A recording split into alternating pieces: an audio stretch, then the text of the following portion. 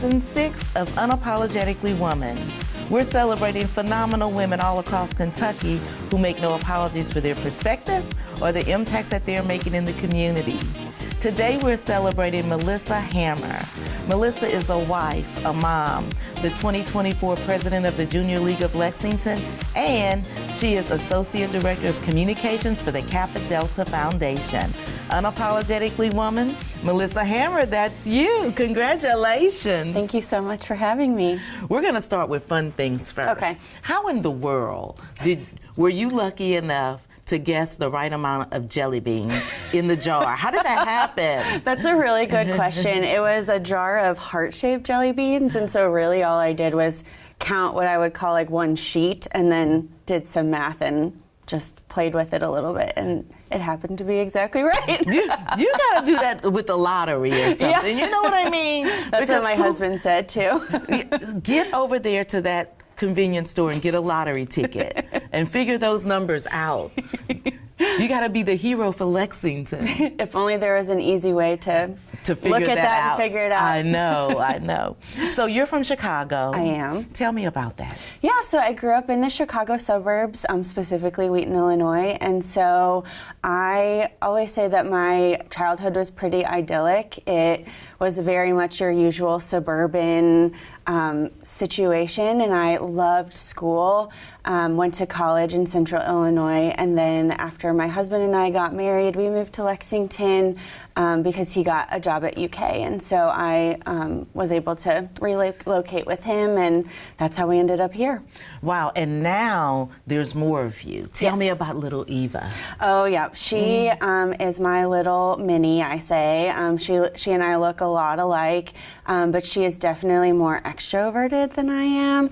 My husband and I are both very introverted, and she is gregarious. We always say she could befriend a cardboard box. She's into gymnastics. She loves to play pretend. So we have her in classes at the Lexington Children's Theater, and she's just a ray of sunshine, and I love her so much. How fun is that? How old is she? She's 7. So she's over there running things at Pickadome Elementary. Well, listen. Oh, she sounds like an angel. She is. She does. Yeah. So in Chicago, is that where you were the editor at a scholarly magazine? So when after I graduated from college, my very first job, I moved out to the middle of nowhere in Ames, Iowa, where Iowa State University is. And I worked for John Wiley & Sons, and so that was where I was an editorial assistant for dentistry and nursing books. And so I learned, I have a random assortment of trivia knowledge about dental things now. What's your most fun? That when you are small, you do have 2 sets of teeth in your mouth the whole time. And it's not just that they start growing once they're ready to fall out. It's like you're a shark. And you really They're always there. Yes. That's fun. Yep. And so I worked in scholarly book publishing there before I moved, and still did it remotely for a little while. And so when you moved to Lexington, things were kind of going great for your husband, but you ended up losing your job when you moved here. Yeah, I did. I ended up getting laid off from my job. It was a large-scale reduction in force, and so it was a really hard situation for me just because at that point, I was still in my early 20s, and so much of my identity was wrapped up in whether I was climbing that corporate ladder and how I was doing at work. And so being laid off, really, I took a hit in my confidence and just how I felt in the world. And so when we moved here, I knew absolutely no one other than my husband. And so that was how I ended up joining the Junior League, because I was really looking for a way to find other women and make friends, but then also have an outlet to get to know the new community I had joined. And it was sort of that perfect mixture of that. And so because I was laid off, I was able to do a lot of volunteering that year and get really involved in I've been involved ever since. You've been really busy. Yes. But now tell me, how did your life as a Girl Scout, because you won the top honor as a Girl Scout, so how does that play into the work that you do? Yeah, so when I was a Girl Scout, it was something that I really, really loved. My mom was one of my troop leaders, so I think that makes it a little easier to fall in love with, but she and the other troop leaders did a really great job of making it more than just doing patches. You know, we did lots of excursions out in the world. We did a lot of hands-on activities, a lot of camping, and so Girl Scouts was really a way that I came into my own as a woman and a girl in terms of building new skills, really becoming comfortable in my skin, and so as I progressed through Girl Scouts, it was something I enjoyed enough to do through graduating from high school, which not a lot of girls can say. But I learned a lot. I served my community, and then, like you said, I earned my Girl Scout Gold Award, which is the equivalent of the Eagle Scout for Boy Scouts. Cha-ching! And so, but that was also why I ended up joining Kappa Delta in college, because one of their philanthropic partners is Girl Scouts of the USA, and so I really resonated with that and really loved all the ways that we were able to work with Girl Scouts in college to continue to help build their confidence and pay it back throughout my college experience. Well, building women having some confidence, a higher level of confidence, is very important, and especially when you start this out with young girls and Girl Scouts, and it can really follow you across your lifetime. Because one of the things when my daughters were in Girl Scouts, is that they were able to realize you can do hard things. Yep, you can do hard things, you can have hard conversations, you can try new things you've never done before and fail, and it's okay. And it is okay.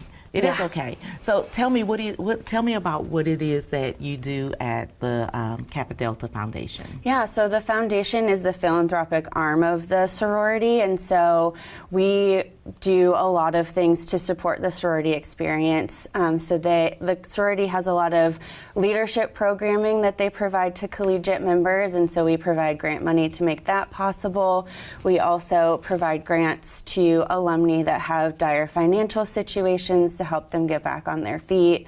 We offer scholarships to collegians and alumni who are working on degrees, and then my job in particular is related to setting the strategic direction for our communications that help drive donations to the foundation so we can provide that financial support. Well, and financial support in this day and age is kind of, it's an everyday task, job.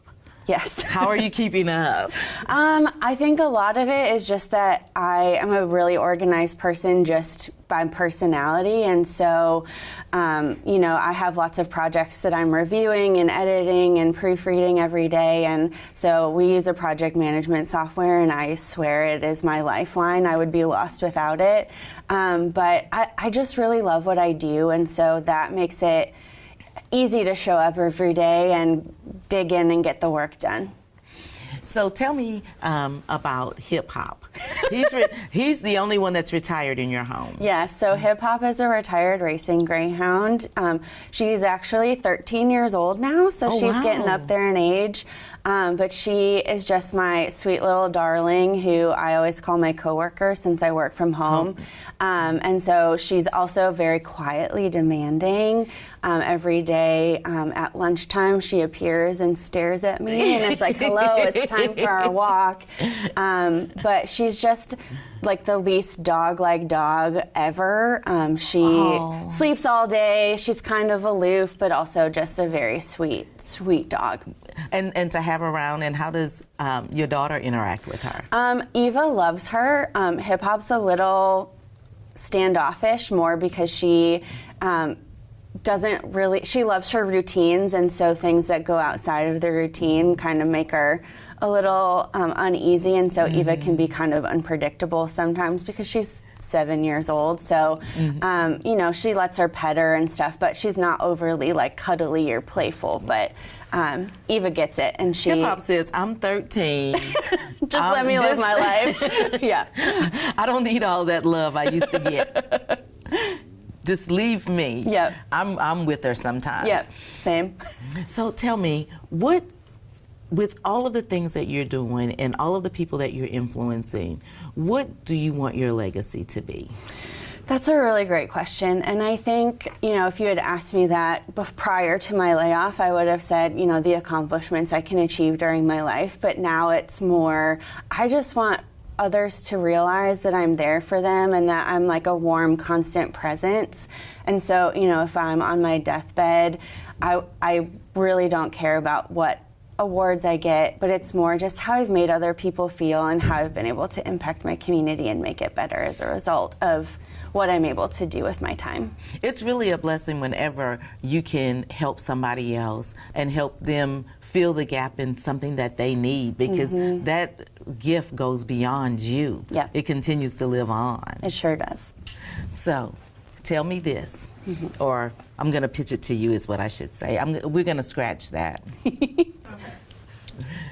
So, I'm going to kick it to you for the last word of advice to girls and young women who may be looking to you. What kind of advice would you give them? I would say that if there's something you're interested in, even if it feels really scary and daunting, to just give it a try, because you never know whether it will turn out to be the biggest passion in your life or just something that you kind of look at and you feel really proud that you tried it, even if you know that it's not for you anymore. Because there's so much to do and try in your lives, and I know women and girls tend to hold themselves back sometimes, and so just really setting that aside and giving it a shot can really be life-changing. Congratulations. Thank you. Thank you for being here. Thanks for having me. You guys heard it from Melissa. Give it a shot. Find out where your passion is.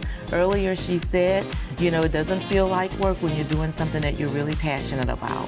So continue to watch as we celebrate other phenomenal women just like Melissa on Unapologetically Woman. We'll see you soon.